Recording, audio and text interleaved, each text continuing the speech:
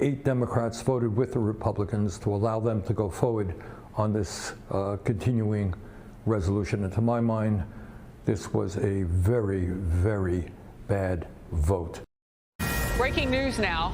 We have brand new numbers on what is going on at airports across America. And so we get these updates every little bit. I want to bring you this one. Due to the shutdown, the Transportation Department has slashed the number of flights by 4% across 40 of the busiest airports. And we know that they will feather in more and more percentages up to whatever number they need to get to almost slow everything down. So we're at 4% of the top 40 busiest airports. And that is making a difference already, but not if you're working without a paycheck. Travelers are seeing more and more disruptions as the government shutdown stretches on for this record-breaking 41st day. The latest numbers from FlightWare.com, more than 3,400 flights delayed today already, 1,700 canceled. So that's an uptick from just the beginning of this hour. Because there is already a snowball effect when that happens, we expect to see those numbers rise quickly now and throughout the day. We'll keep you posted. Well, we are not sure exactly why they waited so long, but it appears 8 senators chose suffering Americans over their own political futures. The 8 Democrats bucked their own party leaders to advance a new bill to fund the government, step 1 in reopening. And they are facing punishment now by members of the Democrat Party. Politico's top headline this morning calls it a dim civil war. Quote, the Senate moved forward with a procedural vote that should mean this record-breaking crisis is finally coming to an end. What replaces it is the eruption of an ugly Democrat civil war as the party rips itself to shreds for dealing across the aisle. End of quote. Senator Bernie Sanders. Liberal California Congressman Ro Khanna went scorched earth on leadership. He posted this. Senator Schumer is no longer effective and should be replaced. California Governor Gavin Newsom called the vote pathetic and said that America deserves better. Yeah, they just simply want people to starve. Let that sink in. But when it comes to the direction of the Democrat Party, it seems to be headed in one direction, really far left. The most powerful part of the Democratic Party now is the progressive wing, which until a couple of weeks ago was the AOC Bernie wing. Now it's the AOC Bernie Mamdani wing. Now remember their politics, all for free food apparently, but not when you really need it. Power Panel in focus, Matt Gorman, Republican strategist and executive vice president of Targeted Victory. Jose Aristimuño, former DNC press secretary.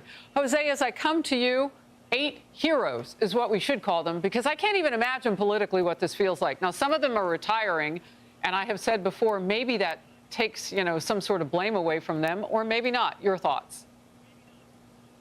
Look, Harris, what a beautiful thing when we come to the middle and we practice moderate We didn't come politics. to the middle. You had 8 people reach an agreement, some of them retiring, that maybe starving Americans might be a better way to go, suffering Americans, let me tell you, than your own politics. Don't sugarcoat it. Sure. Well, look, the reality is that when you put country first, we can move the country forward. We did it in Virginia. That's what we want. We did it in New Jersey. That's what we want. When my party comes to the middle and we talk to Republicans like regular human beings, we can do really, really well. Why only 8? I'm very happy. I applaud these 8 senators. Well, I am very happy these 8 Democrats have coming forward. Let's reopen our government. By the way, this does not mean that we should not be talking about the subsidies for Obamacare. I think that's important. And that's I think been on the table for 2.5 weeks to do with the end of the CR. I think we should reopen the government, and then we can talk about subsidies. But if we do not talk about subsidies for Obamacare, I think Republicans would do very, very bad come the midterm elections in 2026. Matt. No, look, I love how Democrats are taking a victory lap for finally accepting reality and accepting the deal that it's been on the table for weeks. Reopen the government without any preconditions, and we will talk about any other priorities that you want. Again, Democrats shut down the government for 40 days, ended up in the exact same place, but with egg on their face. Democrats caved, and what you're seeing is a lot of Democrats on the far left, because the far left hand didn't know what the left hand was doing in this whole process, are mad. And I think you're seeing the energy, the money from the left going to be really taken out if some of these senators are not retiring, or we're going to be seeing a lot of pressure on Democrats in the House as well. Remember, Wow. this shutdown was solely about placating their left-wing base, nothing more. Jose, before we move on, I want to ask you this. Does this make it out of the House? Because I've been mentioning to viewers how many more steps we have. We've got to get through there next. Representative Lawler was with me earlier this hour. He seems to think so. But this is tough because the farthest left that you have in your party in numbers is in the House.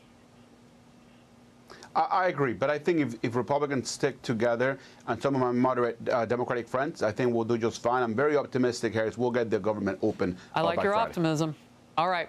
House Minority Leader Hakeem Jeffries sounds confident in his party's chances in the upcoming midterm elections. Watch his optimism. Democrats are definitely going to take back control of the House of Representatives, and we're going to stay focused on the issues that matter: lowering the high cost of living, fixing our broken healthcare system, and cleaning up corruption to actually deliver a country that works for working class Americans, for everyday Americans, and for middle class Americans. However, Jeffries may want to take a look a bit closer to home. He could face a midterm challenge from a far-left Gen Z New York City councilman. Chiosei is reportedly planning to take on Jeffries, even though Mayor-elect Mom Donnie has told him not to. I don't know. Are you listening to Mom Donnie? Just another example of a party divided. So, Matt, this is fascinating because Mom Donnie, of course, is still 50-plus days away from taking office. But he's already in the goo, if you will, of the next thing. So here's where we stand. 8 Democrats broke ranks, and the party's leadership is imploding. Bernie, Newsom, and the AOC wing are furious. Moderates are terrified, and the shutdown's damage is already done. This isn't just political drama. It's a civil war inside the Democratic Party, and it's only getting uglier. If you thought this was wild, wait until the midterms. Because after this mess, the real fight isn't between Democrats and Republicans. It's Democrats versus Democrats. Don't forget to like, drop a comment, and subscribe. This story's just getting started.